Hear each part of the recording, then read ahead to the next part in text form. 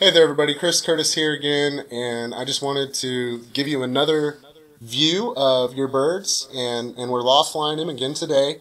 The reason why we didn't take them down the road, we were originally planning on starting road training this week, and with the hurricane that moved up right to the east of us and the cold front that was kind of stationary to the west of us and another cold front approaching, what we've decided to do is go ahead and hold off on training until next week. That's the plan now.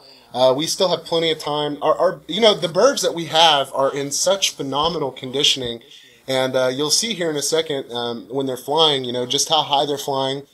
They usually kit up into 3 different groups, and you'll see the 3 groups here. We also have several birds that are loners, like you do in any fraternity race that has 300 birds. When you're dealing with 300 birds up in the air, they're not all going to be in one kit. As a matter of fact, we've got 4 or 5 birds that will go off, and we know they're flying the whole time because of the way they look when they come back in. They're hungry, they're not sitting down eating or anything like that. But they'll be gone 2.5, 3, 4 hours some days, and they'll come out of the north or out of the west really, really high, and we can count on those 4 or 5 birds being a little late every day, and because they're really getting out there, they're really routing out. All the groups are. One thing that I want to show you here is, a lot of times people will lose birds around the loft, just loft flying them, and they don't really understand why they lost the birds or how in the world, what could have happened. Well, here I want to show you there are actually 2 kits if you look very, very closely. And watch what happens here in a minute. And this is why people lose birds. Now, luckily, none of the birds were injured or anything like that, but you can see right here this collision that's getting ready to occur. And it just so happens I just got it on video, and I wasn't expecting them to collide or anything like that, but bam, right there. And you can see, how you can lose birds in a situation like that. And there's really nothing you can do to prevent against it. When they're loft flying like the way that they are, when they're as conditioned as they are, they're feeling good. They're going to do the loop-de-loops. They're going to break up into 3 or 4 groups, and they're going to cross paths. And every once in a while, you do have those collisions where you do have birds injured. Like I said, luckily today we didn't have any birds that were injured. And that's the thing, guys. We want to give you a real perspective of the race, of the training, and show you the real-world circumstance that we're in.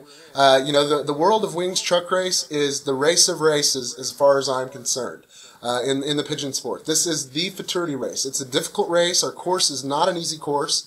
The World of Wings, the loft, sits in the midst of a bowl. It's kind of, there are trees all around it, and you'll notice the big trees in the background.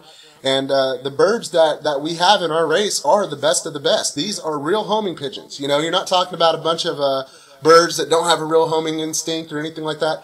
These birds have a homing instinct, and you can guarantee that they're conditioned.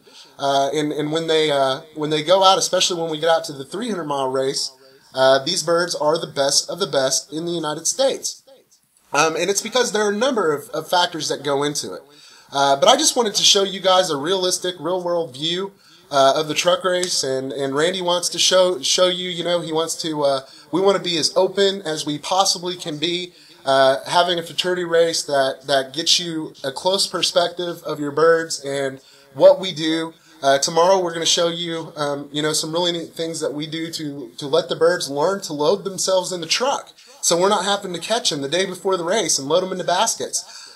We have a lot of cool little tips and tricks that we do, and sometimes, like I said, there are things that happen, and what almost happened today was a circumstance that could have been disastrous, but thank God it wasn't.